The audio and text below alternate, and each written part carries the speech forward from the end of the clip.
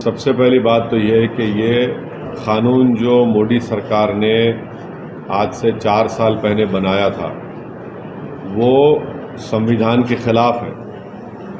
आप रिलीजन की बुनियाद पर कानून नहीं बना सकते।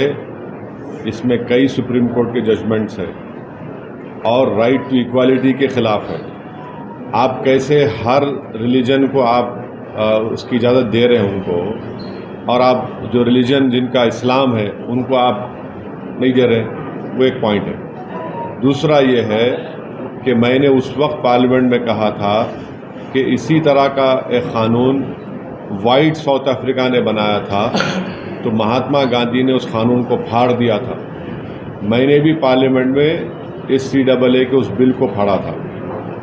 तीसरी बात यह है कि अब 4 साल के बाद ये सरकार रूल्स बना रही है। मैं देश को ये बताना चाह रहा हूँ कि मैंने नहीं, मौजूदा अभी प्रेजेंट होम मिनिस्टर ने पार्लियामेंट में कहा था, मेरा नाम लेकर के, OICG NPR भी आएगा, NRC भी आएगा। कई टीवी के इंटरव्यूज़ में उन्होंने बात कही थी। तो हम ये बताना चाह रहे हैं कि CAA एक्ट को सिर्फ आप CAA से मत देखिए, इसको आपको NPR से और NRC से जोड़कर देखना पड़ेगा। और जब वो होगा तो जाहिर है उसमें सबसे ज़्यादा निशाना बनेंगे मुसलमान, दलित, आदिवासी और गरीब लोग। पांचवी बात यह है कि अब आसाम में सुप्रीम कोर्ट मॉनिटर्ड एक NRC हुआ। 19 लाख लोगों के नाम नहीं आए, जिसमें से लगभग 10 से 12 लाख हमारे हिंदू भाई बहनों के नाम नहीं आए। उनको अब हेमंत बिस्वा शर्मा ये बोल रहे हैं कि CAA कानून जब इम्प्लीमेंट होगा तो उन सब को सिटीजनशिप मिल जाएगी, क्योंकि उनका रिलीजन उसमें इंक्लूड हो गया। अब उसमें 1 लाख से 1.5 लाख या 2 लाख करीब जो मुसलमान नाम है उनको इसका फ़ायदा नहीं मिलेगा। ये बताइए, ये नाइंसाफ़ी नहीं है तो क्या है? हेमंत बिस्वा शर्मा ने कहा, बीजेपी के नेताओं ने कहा कि 19 लाख में जो 10 से 12 लाख जो हिंदू भाई बहन के नाम नहीं आए उनको मिल जाएगा, पूरा सिटीजनशिप मिल जाएगी उनको। अब आप बताइए, नाइंसाफ़ी नहीं है तो क्या है? छठी बात यह है कि भारत में सिर्फ 5% लोगों के पास पासपोर्ट है। ओनली 5% लोगों का पासपोर्ट है, रिमेनिंग लोगों का पासपोर्ट नहीं है। और फिर आधार कार्ड आप देख लिए, प्रूफ ऑफ सिटीजनशिप नहीं है, उसमें खुद लिखा हुआ आधार कार्ड में। भारत में बर्थ रजिस्ट्रेशन 1959 तक मैंडेटरी नहीं था। 1996 में सिर्फ 50% इंडियंस के पास बर्थ सर्टिफिकेट्स था।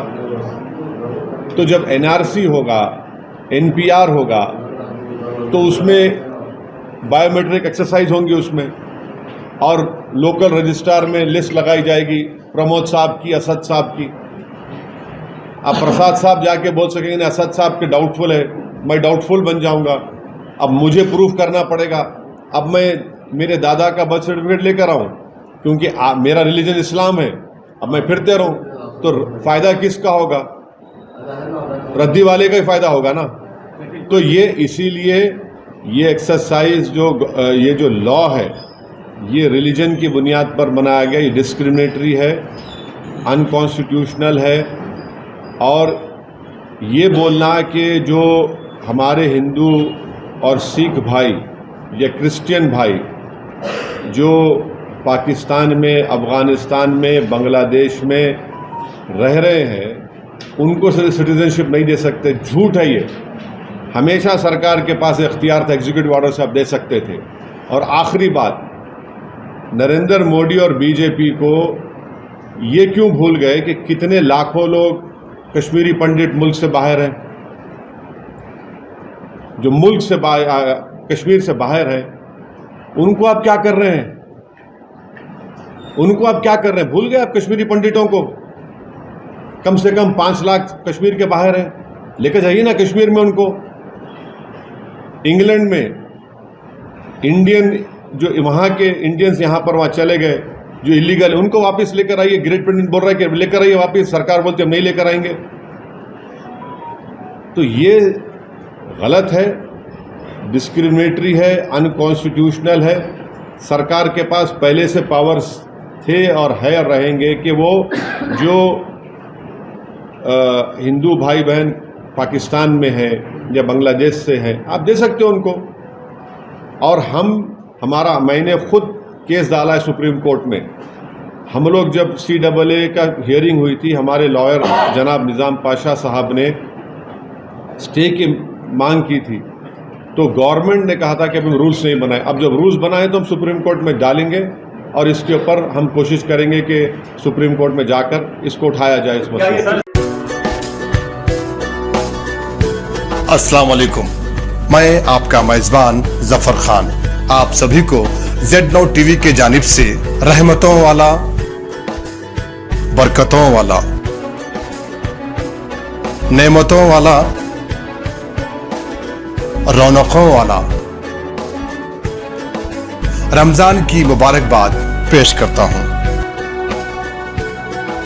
इस माह रमजान मुबारक में आप अपनी दुकान, कारोबार या कोई भी रेस्टोरेंट्स, होटल्स का या फिर कोई भी प्रोडक्ट की मार्केटिंग करवाना चाहते हैं, हमारे वीडियोस के जरिए आवाम तक पहुंचाना चाहते हैं आपके बेहतरीन कारोबार के लिए, तो आप Z Now TV से जुड़ जाइए।